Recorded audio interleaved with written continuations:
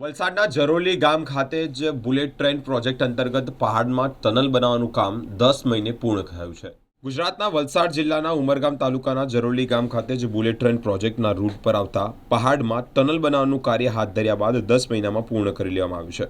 કુલ 335 મીટરથી જ સુરંગ, જે 12.6 મીટરનો વ્યાસ ધરાવે છે.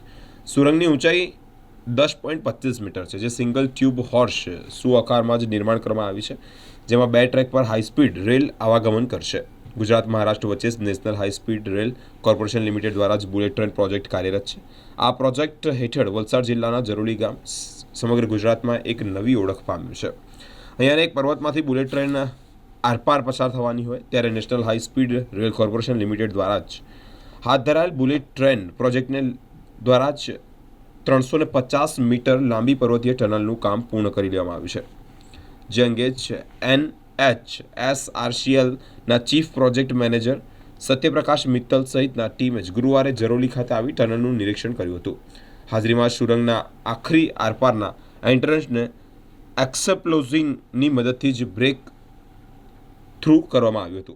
नमस्कार जी, मेरा नाम सत्यप्रकाश मित्तल है और मैं चीफ प्रोजेक्ट मैनेजर NHRCL सूरत की पोस्ट पे यहाँ पर डेपुटेड हूँ और ये जुरिडिक्शन जहाँ पर आप खड़े हैं तो मेरे ही उसमें आता है. ये जो टनल आप देख रहे हैं ये गुजरात स्टेट का बुलेट ट्रेन प्रोजेक्ट का एकमात्र टनल है जिसका आज हमने ब्रेक थ्रू कर दिया. तो आप ये कह सकते हैं कि गुजरात से महाराष्ट्र का ये एक लिंक बन गया. अगर जिस एंड पे हम खड़े हैं गुजरात स्टेट है और इसका अगर दूसरे एंड पे आप चले जाएंगे तो महाराष्ट्र स्टेट शुरू हो जाएगा.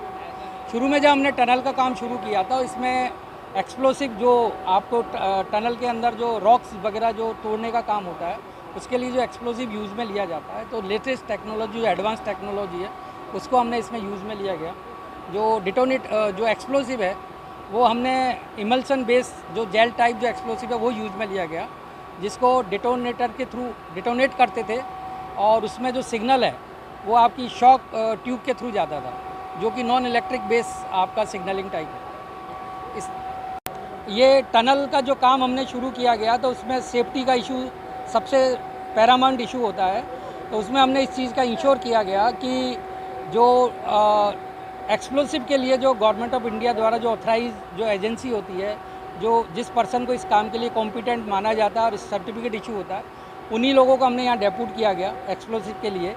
और इसमें ये भी हमने ध्यान रखा गया कि यहाँ पर जो वर्कमैन है, साइट इंजीनियर हैं, उनकी सेफ्टी 100% इंश्योर हो.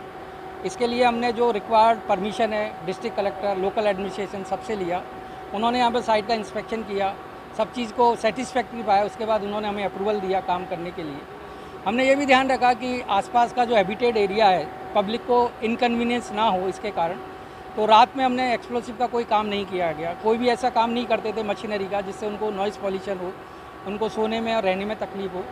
और दिन में जो भी हम काम किया जाता था वो ये इंश्योर करते थे कि इवनिंग से पहले काम ख़त्म हो जाए और सारा एक्सप्लोसिव का काम दिन में ही करते थे. और पूरा प्रोटेक्शन अरेंजमेंट भी करते थे. जहाँ एक्सप्लोसिव करते थे उसके बाहर हम काफ़ी बड़ा एक वॉल टाइप एक बना देते थे प्लास्टिक का. तो कोई भी मटेरियल आपका एक लिमिट के बाहर ना जाए, जो किसी को हार्ट ना करे.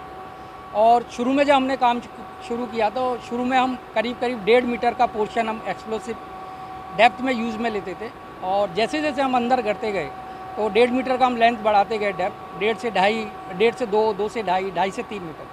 तो एन एवरेज हमने करीब 2.5 मीटर का हम एक मान सकते हैं कि डेप्थ में एक्सप्लोसिव किया. और टोटल 350 मीटर में करीब 120 हमारे ब्लास्ट किए गए. खास करके इस तरह की टनल इस प्रोजेक्ट में कितनी है और पूरा ये जो प्रोजेक्ट है वो किस तरह का है? ये इस पूरे प्रोजेक्ट में जैसे मैंने आपको बताया गुजरात में एक टनल है, बाकी 7 टनल, टोटल 8 टनल है. 7 टनल महाराष्ट्र स्टेट के अंदर है. और इसके अंदर ये है कि जो इसका जो डिजाइनिंग है वो सारा जापानीज़ एक्सपर्ट के द्वारा दिया गया, वो उसी के अनुसार जो हमने काम कराया गया है. और ये प्रोजेक्ट के लिए क्योंकि जिसमें जो टनल के अंदर ये रहता है कि जिस टाइप का माउंटेन होता है तो माउंटेन की स्टेबिलिटी का बड़ा इशू रहता है कि एक बार आपका टनल में आपने ब्लास्ट किया, होल कर दिया, तो उसकी स्टेबिलिटी भी आपको इंश्योर करनी है. अगर आप मेरे बैक साइड में देखेंगे तो उधर हमने इंस्ट्रूमेंटेशन लगाए हुए हैं कि वॉल के ऊपर, जो कि ड्यूरिंग ब्लास्ट और आफ्टर ब्लास्ट तो टनल में अगर कोई डिफॉर्मेशन, कोई डिस्प्लेसमेंट होता है तो उससे हम उसको कैलकुलेट कर पाते हैं और अकॉर्डिंगली हम सेफ्टी मेजर का इंश्योर किया जाए। दूसरा, इसमें जो लेटेस्ट सर्वे के इक्विपमेंट है वो यूज़ में लिए गए, जिससे टनल का अलाइनमेंट एज पर रिक्वायर्ड जो हो वो हमें रिसीव हो। ये टनल हमारा 1 साल के अंदर ये काम पूरा हो गया हमारा, जब हमने शुरू किया था और आज हम खड़े हैं, तो इसका ब्रेक थ्रू हमारा 1 साल के अंदर कंप्लीट हो गया। जैसे मैंने आपको बताया कि हमने इस चीज़ का इंश्योर किया गया कि लोगों को यहाँ तकलीफ ना हो। नाइट में हमने कोई काम नहीं कराया, ब्लास्ट जो किया वो सारा दिन में करते थे। और इसके अलावा हमने कहा कि हम एक कर्टेन वॉल बना देते थे कि कोई भी मटेरियल, कोई भी स्टोन पत्थर जो आपका टूटा हुआ है वो हमारी लिमिट के बाहर जाए ही नहीं। इसलिए लोगों की हमारे यहाँ कोई ऐसी सच कंप्लेंट नहीं आई कि ना तो नॉइज़ पॉल्यूशन, ना एनी टाइप का कोई सेफ्टी हजार्ड का। ये टनल का डिजाइनिंग जो है वो हॉर्स शू टाइप है, और जैसे जैसे स्पीड बढ़ता है जो भी व्हीकल टनल के अंदर जाता है, तो जब आप व्हीकल टनल के अंदर जाएगा तो उधर जो एयर है, तो एयर को डिस्प्लेस करता है व्हीकल। तो चूँकि स्पीड आपका बहुत ज़्यादा है तो एयर का डिस्प्लेसमेंट भी बहुत फास्ट होना चाहिए। तो इसका डिजाइनिंग थोड़ा नॉर्मल टनल से अलग रहता है कि जिससे आपका एयर का displacement during the entering of vehicle, और जब व्हीकल बाहर आता है तो एयर का एंट्रिंग इन द टनल वो स्मूथली हो और काफ़ी मतलब मिनिमम टाइम में वो ट्रांजिशन उसका काफ़ी स्मूथ हो।